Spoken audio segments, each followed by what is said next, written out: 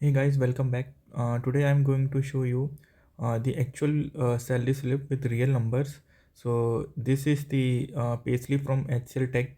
So here you can see the package for the package I was discussing. It is 6.36 LPA package. So you can see that initially it was 6 LPA. Now after 1 year, the person got the hike of 36,000 in the CTC part. Okay, so now the package is 6.36 LPA package.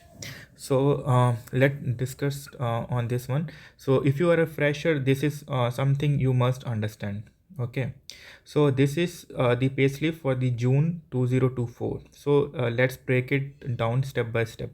So if you see, this is the standard monthly salary for the package of 6.36 LPA. Okay, so that is the 46,191. So this is how much he is getting currently for this month, that is 45,926. Okay, so let's go one by one. So here the currently the gross earning is for the month of this one is 45,926. So if you see, the basic salary here is 16,633. Okay, and the HRA is same. So that is the 50% of currently here it is equal to the basic, but in case of higher salaries they can be 50%. Okay, then we have the allowances, that is the holiday allowance is there, compensatory allowance is there. Okay, then we have the engagement bonus. So in the last video we discussed about the variable component, that is the engagement bonus that is paid monthly. Okay, currently here we are getting 2,650. This is variable, not guaranteed. So I think variable was 36,000 something. So from you can see we are getting this much.